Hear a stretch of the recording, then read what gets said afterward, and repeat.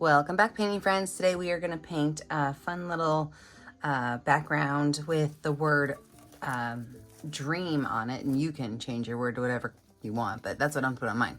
So colors you're going to need are a lot of colors today: red, orange, yellow, green, blue, purple. I also have a really dark purple, teal, black, and white. I always keep my favorite 4 brushes at the studio. So my 1-inch flat brush, my 10-6, and 1 round brush. I do really like to use these Princeton Velvet Touch brushes. They are my favorite. Don't forget to have a cup of water and a rag for keeping those brushes clean. And if you like what you're seeing here today, make sure you like and subscribe to the YouTube channel, Painting with a Purpose, so that you are kept up to date on all of the tutorials. So I'm only going to paint part of my canvas right here because I need that background for my word. And I'm going to use a watercolor technique with acrylic paints. So taking some water on my brush, I just go over to my paints and I start to add water to them. Get them really nice and runny so that I can make some drips with them. Okay, so when I put this down there, if it doesn't start to drip, probably want to put a little bit more water on my brush. Then I'm just going to keep doing it until my paints start to drip on their own. And we are going to make a bunch of rainbow drips. Now, as we're adding these rainbow drips on here, I don't mind if they kind of go every which way, because I do want my rainbow drips to kind of mesh together a little bit, but I also want to make sure that I don't mix colors together that will create brown. So as I do this, I'm going to use my my warm colors first. So warm colors are red, yellow, orange, things that remind you of summer. So I'm going to use my red, yellow, and orange first. Get some of these drips on there. And then I will switch over to my green, blue, and purple when this is dry. So I'm going to do all of my warm colors. I'm going to go in and add my cool colors, which is that blue, green, and purple. And then I will finish out by adding just a couple more warm colors on top. I also might take my canvas and flip it over so that all of my drips are not going the same direction. So I might flip it over and add some drips going the other direction, just to kind of, look, my arm keeps hitting my camera today, just to kind of keep it a little bit more interesting. So about half of my canvas I'm going to do with all of these drips.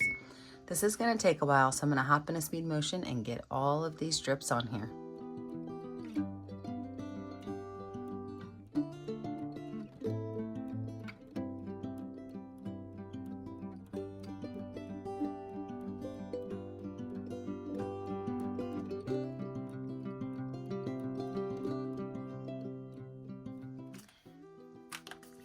With my background totally dry, I'm going to switch over to a Sharpie permanent marker. Now, if you could see, I've already kind of sketched out my letters. Sometimes I sketch them out, sometimes I don't, but with what we're doing today, how we're painting most of this background, I did want it sketched out. So I'm just going to take my Sharpie and I'm going to trace over the lines that I made for my word dream. A lot of times when I do words on my canvases, I will actually type them out like into a Word document of some sort and play with different fonts so that I can see which font I want to use. And that's what I did here. I just kind of played with a couple of fonts while my watercolors were drying, and this is the one that I really enjoyed. They were not connected on my Word document, but I really liked having all of them connected where they're all touching in this. And as I'm talking to you, I mess it up, but that's okay. That's okay. We're going to make it work.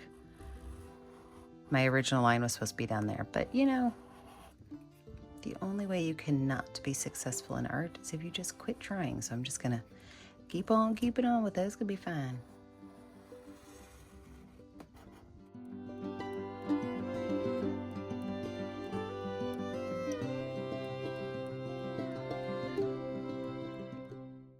Okay, so now that I have all of those letters in there, now I'm going to go in, get my paint tray back up here. Look, all my watery paint is running everywhere.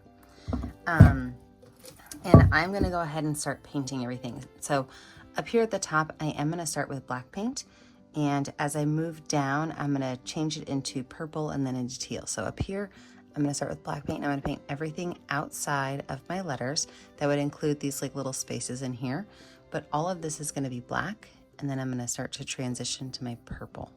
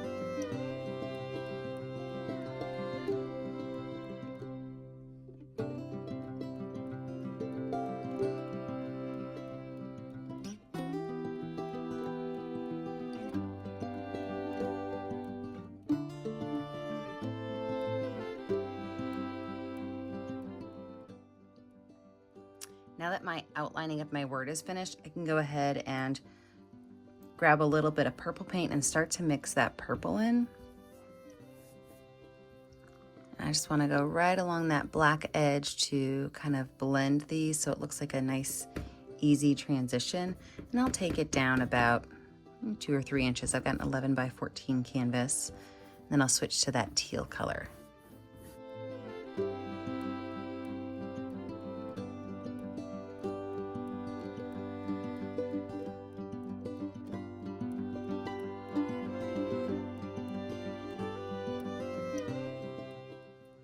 So to switch to the teal color, I've got purple on my brush and I've got teal on my brush. And all I'm going to do is do a line of the purple teal mix. Kind of blend those colors in a little bit. And then I can wash most of that purple off and go in with straight teal. And then I'll blend that purple teal line in just a second.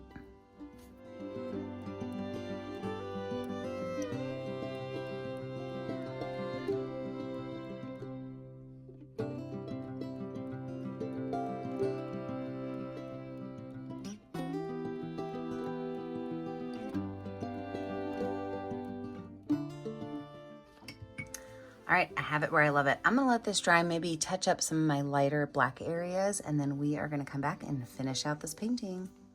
I've been really struggling on how to finish this picture. Sometimes I start a picture with an idea and then I don't exactly know how I wanna finish it. And that's happening with this picture. So here's my ideas. So if you decide you don't like what I go with, you have a backup plan, right? So I got my word here. We can add more words and make it a quote. A quote that I found that I really liked is, "Dream your dreams with your eyes closed, but live your dreams with your eyes open." Something else I'm thinking about doing is adding a dream catcher in here and having it kind of be wispy. Adding a feather in here or maybe a couple of arrows. So let's see. I'm gonna have to make a decision. My painting is now dry and it is time to finish it off. I've made my decision. I am going to add a dream catcher with some feathers. So my dream catcher is going to be right here in the center, and I'm going to start it right here and make a nice big circle. I'm using my number 10 round brush, but you can always use a smaller brush for your smaller lines. I just like the way my number 10 works.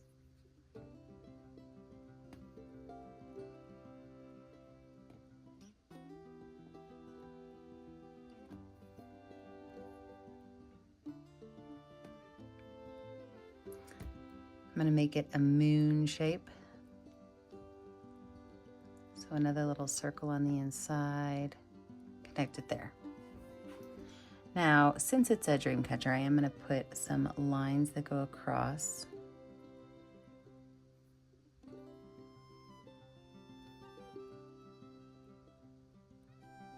Now it looks like a little croissant, but we're going to do crisscross lines. We're going to go the opposite direction.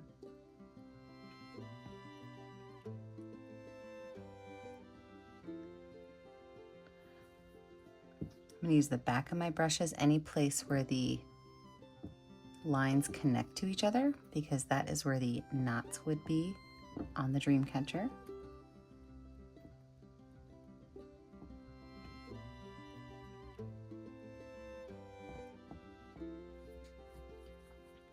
Now I'm going to switch to my smaller brush. I'm going to switch to my #1 round brush. This guy does not get a lot of action because, well, I find it really hard to use tiny brushes. I'm a mural painter by trade, and so I struggle with tiny brushes. All right, I've got my #1 round brush. I've watered down my white paint just a little bit so it goes on kind of smooth. And I am just going to make a couple of lines that go down.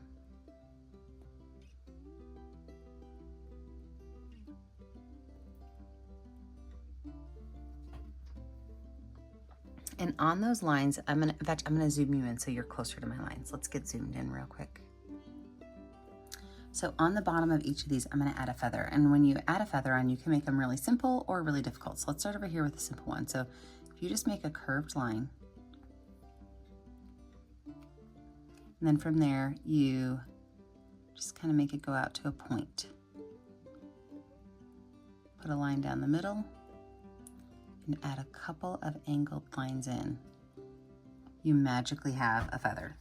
Okay, so that's an easy one. Let's go for one that's a little bit more difficult next. So on this one, I'm gonna make the same curved line at the top, but I'm gonna make some little breaking points in my feather. And I'm gonna have it kind of curl up with a twist and then come back. But again, I'm going to add those lines down the middle, and we are going to add some of these lines that kind of connect it. You can even make some that are a little shorter, a little bit bigger. This one's probably going to have maybe a big one and a small one. So I'm going to make my curved line.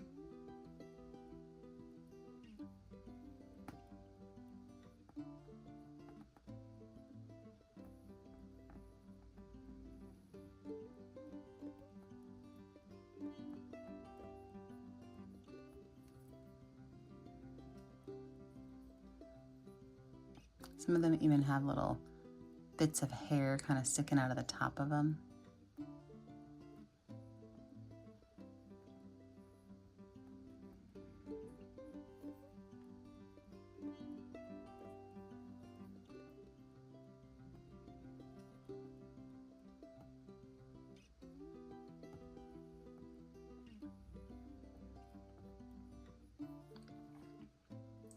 Now, dream catchers also have beads, so I'm going to add a couple of lines through here. Some can be shorter, some can be longer. And I'm going to use the back of my #10 round brush to add a couple of beads. And you can always change yours. I know I'm just doing white here, but you can always add some color to yours if you want to. So feel free to have fun with it.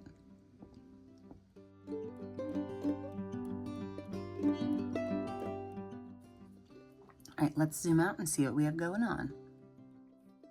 I'm going to add just a couple more little detail lines on my feathers.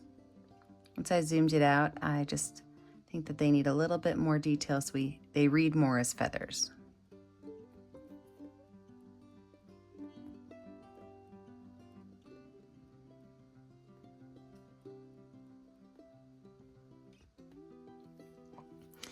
And then in the top of my picture, I'm going to take my #10 round brush and I'm going to add a couple of stars. And sometimes when I put stars in my sky, I like to put them everywhere, but other times I like to group them. So I'm going to group these stars, just a couple different areas.